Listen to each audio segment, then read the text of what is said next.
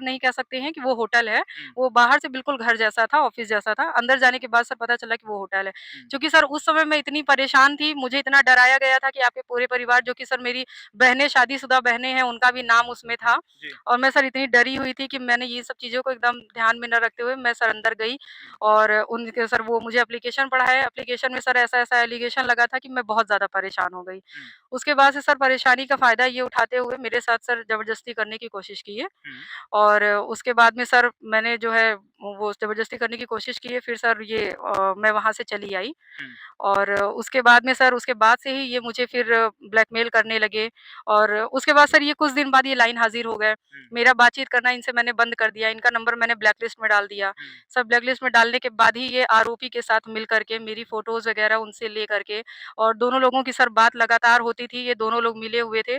इसकी जानकारी मुझे पहले क्या आपके साथ दरोगा गलत किए थे उस समय पहली बार? जी सर। हुँ? जी सर। उसी होटल में जी सर। जहाँ पे वो ऑफ़िस बताए थे? जी सर। तो ज़बरदस्ती किए थे कि उसमें आपकी भी इच्छा थी? नहीं सर, मेरी कोई इच्छा नहीं थी सर, वहाँ पे मैं उस समय इतना परेशान थी कि मैंने सर कोई रिएक्ट नहीं किया, ये मेरी गलती है। तो कहीं आप ये सोची होंगी कि हम इनके रिलेशन में आ जाएँगे तो हमारा जो मुकदमा है, हो सकता है हम बच सकें? जी सर, मेरे दिमाग में यही आया था क्योंकि वो डाले भी यही थे मेरे दिमाग में। इतना सर मेरे ब्रेन को वॉश कर दिया गया था कि मैं तुम्हारा मुकदमा ये एप्लीकेशन ही मैं यहाँ से हटा दूँगा, थाने से ही मैं एप्लीकेशन देखिए, अभी हम झूसी थाना अंतर्गत एक गांव में मौजूद हैं। कैमरे के सामने जो महिला दिख रही होगी, कहा जाता है ना कि रक्षक ही बना भक्षक। एक पुलिस प्रशासन के ऊपर ये महिला जो है गंभीर आरोप लगा रही है, जो कि झूसी थाने में वो तैनात था दरोगा। आखिर कैसे दरोगा के अफेयर में आती हैं और कैसे जो है दरोगा के संपर्क में आती हैं। हमारा आरोप नहीं, इन महिला का आरोप है कि एक दरोगा के ऊपर जो है गंभीर आरोप लग रहा है। फिलहाल ये जांच का विषय बना हुआ है, हम इनसे भी बातचीत करेंगे। ये बताइए कि दरोगा जी के संपर्क में आप आती कैसे हैं? सर मैंने एक एफआईआर करवाया था जी। झूसी थाने में। हुँ, सर वो मैं एक पैथोलॉजी में झूसी पैथोलॉजी पुरुषोत्तम पैथोलॉजी में जी, मैं जो है जॉब करती थी जी। और सर जॉब करने के दौरान वहाँ पे मेरे साथ जो है ब्लैकमेलिंग और हैरेसमेंट का केस था। किस तरह का था?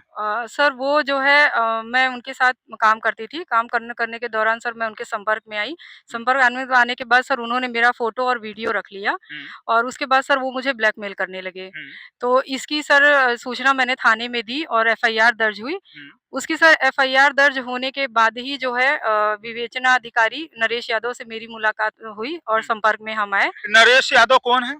सर नरेश यादव हमारे विवेचना अधिकारी थे अच्छा। पूर्व में। जी हुँ, सर। विवेचना अधिकारी थे। जी सर। तो जब विवेचना अधिकारी थे उस मुकदमे को लेकर के, तो फिर नरेश किस पद पे तैनात थे? सर और वो कहाँ पे तैनात थे? सर वो झूसी में ही थे और सर दरोगा हैं वो, हुँ, एसआई दरोगा हैं और हुँ। हमारे विवेचना अधिकारी भी कहाँ के थे। रहने वाले हैं? सर ये गाज़ियाबाद के रहने वाले हैं। गाज़ियाबाद के। जी सर। अच्छा, तो फिर इनके संपर्क में आप आती कैसे हैं?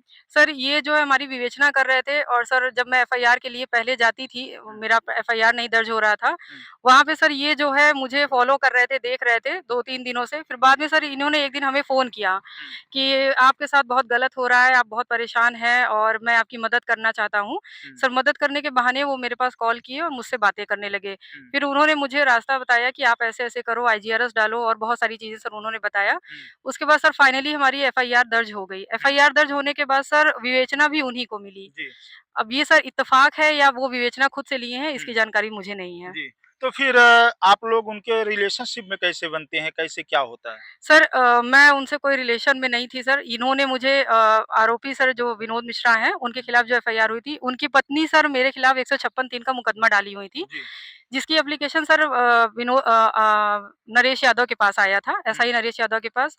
वो सर उस बात को लेकर के मुझे इतना डराए और धमकाए, बोले कि आपके पूरे परिवार को जेल हो जाएगी हुँ, और मैंने सर एक बार उनसे एप्लीकेशन पढ़ने के लिए बोला कि मुझे आप एक बार एप्लीकेशन हुँ, पढ़ा दीजिए। हुँ, तो सर वो जो है मुझे बोले कि ठीक है, मैंने बोला सर हमें फ़ोन पे भेज दीजिए, तो वो बोले मैं फ़ोन पे नहीं भेज सकता हूँ। हुँ, उसके बाद सर वो मुझे बोले कि आप आ जाइए, मेरे दोस्त का एक ऑफ़िस है, वहाँ पे आ जाइए, मैं आपको पढ़ा दूँगा। हुँ, मैं सर ऑफ़िस समझकर वहाँ पे गई तो वो सर होटल निकला हुँ, और सर आप बाहर से उस होटल को देखकर नहीं कह सकते हैं कि वो होटल है। हुँ, वो बाहर से बिल्कुल घर जैसा था, ऑफ़िस जैसा था। अंदर जाने के बाद सर पता चला कि वो होटल है। हुँ, चूँकि सर उस समय मैं इतनी परेशान थी, मुझे इतना डराया गया था कि आपके पूरे परिवार जो कि सर मेरी बहनें शादीशुदा बहनें हैं, उनका भी नाम उसमें था। जी। और मैं सर इतनी डरी हुई थी कि मैंने ये सब चीज़ों को एकदम ध्यान में न रखते हुए मैं सर अंदर गई हुँ, और उनके सर वो मुझे एप्लीकेशन पढ़ाए, एप्लीकेशन में सर ऐसा-ऐसा एलिगेशन लगा था कि मैं बहुत ज़्यादा परेशान हो गई। हुँ। उसके बाद से सर परेशानी का फ़ायदा ये उठाते हुए मेरे साथ सर ज़बरदस्ती करने की कोशिश की है। हुँ। और उसके बाद में सर मैंने जो है वो ज़बरदस्ती करने की कोशिश की है, फिर सर ये मैं वहाँ से चली आई। हुँ। और उसके बाद में सर उसके बाद से ही ये मुझे फिर ब्लैकमेल करने लगे। और उसके बाद सर ये कुछ दिन बाद ये लाइन हाज़िर हो गए। हुँ। मेरा बातचीत करना इनसे मैंने बंद कर दिया, इनका नंबर मैंने ब्लैकलिस्ट में डाल दिया। हुँ। सब ब्लैकलिस्ट में डालने के बाद ही ये आरोपी के साथ मिल कर के मेरी फ़ोटोज़ वग़ैरह उनसे ले कर के और दोनों लोगों की सर बात लगातार होती थी, ये दोनों लोग मिले हुए थे। इसकी जानकारी मुझे पहले क्या नहीं। आपके साथ दरोगा गलत किए थे उस समय पहली बार? जी सर। हुँ? जी सर। उसी होटल में जी सर। जहाँ पे वो ऑफ़िस बताए थे? जी सर। तो ज़बरदस्ती किए थे कि उसमें आपकी भी इच्छा थी? नहीं सर, मेरी कोई इच्छा नहीं थी सर, वहाँ पे मैं उस समय इतना परेशान थी कि मैंने सर कोई रिएक्ट नहीं किया, ये मेरी गलती है। तो कहीं आप ये सोची होंगी कि हम इनके रिलेशन में आ जाएँगे तो हमारा जो मुकदमा है, हो सकता है हम बच सकें? जी सर, मेरे दिमाग में यही आया था क्योंकि वो डाले भी यही थे मेरे दिमाग में। इतना सर मेरे ब्रेन को वॉश कर दिया गया था कि मैं तुम्हारा मुकदमा ये एप्लीकेशन ही मैं यहाँ से हटा दूँगा, थाने से ही मैं एप्लीकेशन हटा दूँगा। अभी भी दरोगा जी आपको धमकी दे रहे हैं, किस तरह की धमकी-वमकी मिल रहा है कुछ? सर, अभी भी दरोगा जी मेरे जो आरोपी विनोद मिश्रा है, जिनके खिलाफ एफआईआर दर्ज हुई है, हुँ। उनके साथ सर मिल कर के मेरे जितने जानने वाले हैं, मेरे जितने रिलेटिव हैं, मेरे वर्किंग प्लेस वाले लोग जितने भी हैं सर, सबके पास वो ऑडियोज़ भेज रहे हैं, एडिटेड ऑडियोज़ भी है सर उसमें। और एडिटेड जो है न्यूड फ़ोटो है, अश्लील फ़ोटो है। हुँ। और ये सब करके सर वो मुझे बोल रहे हैं कि मैं तुम्हें इतना बदनाम कर दूँगा, मैं पूरे प्रयागराज में तुम्हें बदनाम कर दूँगा। आपके पति को भी पता चला है इस बारे में? सर, मेरे पति को नरेश यादव के द्वारा ही वो सारी चीज़ें भेजी गई है, तो अब जिससे स पति का क्या आपका रिएक्शन रहा? सर मेरे पति-पत्नी का रिश्ता तो बिल्कुल ख़त्म हो चुका है। देख रहे हैं कितनी शर्म की बात है, जब रक्षक ही बन जाए भक्षक।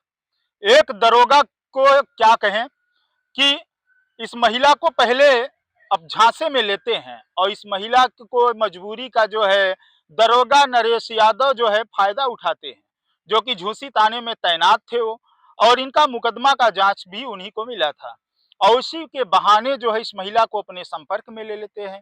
फिलहाल अभी तक जो है क्या कुछ कार्रवाई पुलिस प्रशासन के द्वारा की गई, हम इनसे भी बातचीत करें।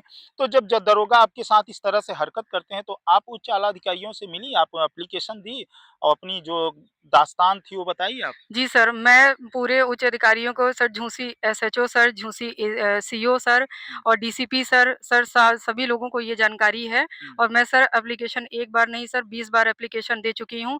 मैं हर रोज़ मैं पर डे सर जाती हूँ, कभी अधिकारी मिलते हैं, कभी नहीं मिलते हैं। हुँ। लेकिन सर अधिकारियों के जानने के बाद भी सर उनका कहना ये है कि अभी वो यहाँ पे है नहीं। अच्छा, अभी वो कहाँ पे है? सर अभी आज की डेट में तो वो सर यहीं झूसी प्रयागराज में ही है।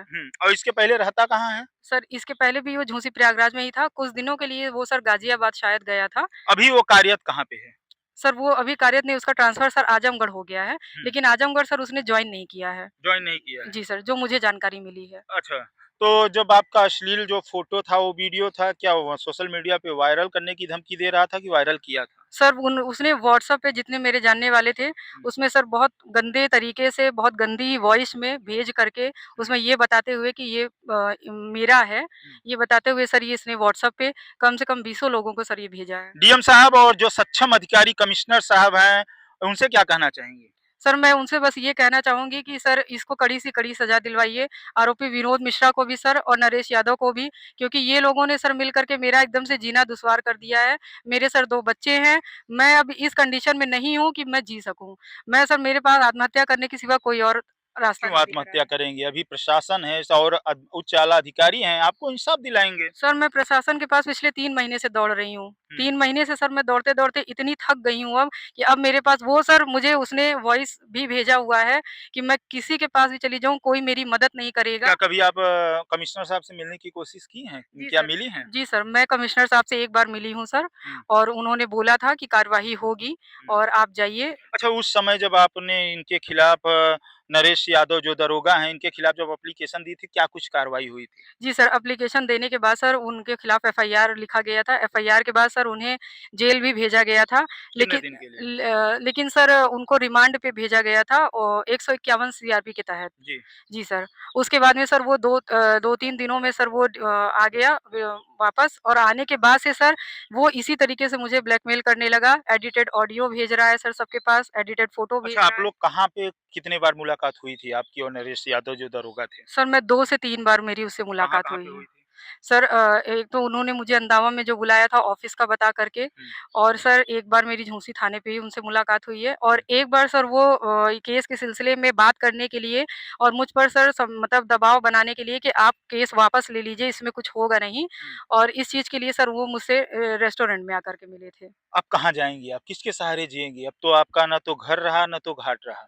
पति भी आपको छोड़ दिया और थोड़ी-सी आपकी गलती थी जी सर। और यही थोड़ी-सी गलती आज इतना बड़ा आपको तकलीफ़ें हो रही हैं, इतनी जो है बच्चों को भी तकलीफ़ हो रही है। सर मैं कहीं नहीं मैं कहाँ जाऊँगी ये मुझे भी नहीं पता है, क्योंकि मैं सर प्रशासन से सहयोग माँग-माँग कर थक चुकी हूँ। प्रशासन मेरा माननीय कोई योगी जी से क्या कहेंगे, योगी आदित्यनाथ जी से? सर मैं योगी आदित्यनाथ जी से बस यही कहना चाहूँगी कि अगर वो महिलाओं के लिए इतना सब कुछ कर रहे हैं, महिलाओं के लिए सर उन्होंने नंबर भी निकाला है 1090 1090 पे सर पिछले मैं 1 साल से कंप्लेन कर रही हूँ। मैंने आरोपी विनोद मिश्रा के लिए भी कंप्लेन किया था और मैंने सर नरेश यादव के लिए भी कंप्लेन किया था। लेकिन सर मेरी कोई मदद नहीं हो रही अब है। क्या चाहती हैं आप? सर मैं चाहती हूँ कि वो दोनों को कड़ी से कड़ी सज़ा दिलवाई जाए और वो मेरा पीछा सर छोड़ दें। तो क्या ये पहली बार आप ही को जो है नरेश यादव जो दरोगा हैं टारगेट लिए थे कि और लोगों के साथ कभी ऐसा कुछ जी हुआ? नहीं सर, नरेश यादव के खिलाफ सर एक एफआईआर और भी है, उनकी पत्नी के ही खिलाफ जिसमें सर उन्होंने मुझे भेजा था और मुझे पता भी चला और सर एक वो लिविंग में भी रह रहे हैं, उनके सर कई अफेयर्स हैं और जिसके बारे में मुझे जानकारी क्या मिली है। दरोगा जी का यही काम है क्या? जी सर, उनका यही काम है, वो जहाँ भी सर पोस्टेड होते हैं, वहाँ पे लड़की फँसाते हैं, लड़कियों को अपने झांसे में लेते हैं, उसके बाद में उनसे फिर शादी का दबाव बनाते हैं, फिर उनसे वो पैसे ऐंठते क्या हैं। आपको भी शादी का दबाव बना रहे हैं नरेश यादव दरोगा? जी सर, मेरे ऊपर भी वो शादी का दबाव बना रहे हैं, जबकि मैं शादीशुदा हूँ सर, मेरे 2 बच्चे भी हैं, लेकिन फिर भी वो मेरे ऊपर शादी का दबाव बना रहे हैं और उनका कहना ये है कि मैं तुम्हें मायके और ससुराल में इतना बर्बाद कर दूँगा, इतना बदनाम कर दूँगा कि तुम्हारे पास कोई ऑप्शन नहीं बचेगा मेरे पास आने के सिवा। लास्ट में आप मेरे पास आओगे। जी सर, उनका यही कहना है। देख रहे हैं महिला हैं और योगी सरकार में बेटी पढ़ाओ बेटी बचाओ का जो है नारा चल रहा है। एक दरोगा ही जो है अपने कर्तव्य और निष्ठा को नहीं समझता है और इस महिला को अपने प्रेम जाल में फंसाता है और फंसाता कैसे है कि जांचकर्ता अधिकारी नरेश यादव ही थे। नरेश यादव जांचकर्ता थे इनके और धीरे धीरे नरेश यादव अपने प्रेम जाल में इनको फंसा लेते हैं और उसके बाद कुछ चीजें बताने के लिए इस महिला को बुलाते हैं एक ऑफिस बता करके। मगर जब ये महिला वहां पे पहुंचती है तो ऑफिस नहीं एक होटल रहता है और उस होटल में इस महिला के साथ जो है जबरदस्ती की जाती है और इनके साथ जो है गलत किया जाता है। फिलहाल ये महिला आज दर-दर का जो है ठोकर खाते हुए नजर आ रही है। ये महिला शासन, प्रशासन, डीएम और एसडीएम और यहाँ तक कि कमिश्नर साहब और सीओ साहब से इंसाफ की मांग कर रही है और कई बार एप्लीकेशन देने के बावजूद भी अभी तक कोई कार्रवाई नहीं हुई है। मुकदमा फिलहाल पुलिस प्रशासन जो है नरेश यादव दरोगा के खिलाफ दायर जरूर कर ली है, मगर अभी भी नरेश यादव दरोगा अभी भी इस महिला को धमकी दे रहे हैं और इस महिला को बदनाम करने की कोशिश कर रहे हैं। कमिश्नर साहब से कहना चाहेंगे इस मामले को गंभीरता से ली जाए और इसकी जांच पड़ताल की जाए। आखिर इस महिला जो आरोप लगा रही है कहाँ तक सही है। फिलहाल ये महिला बार बार जो है शासन प्रशासन के पास जाने के बाद एप्लीकेशन देने के बाद भी अभी तक कोई कार्रवाई नहीं हुई है।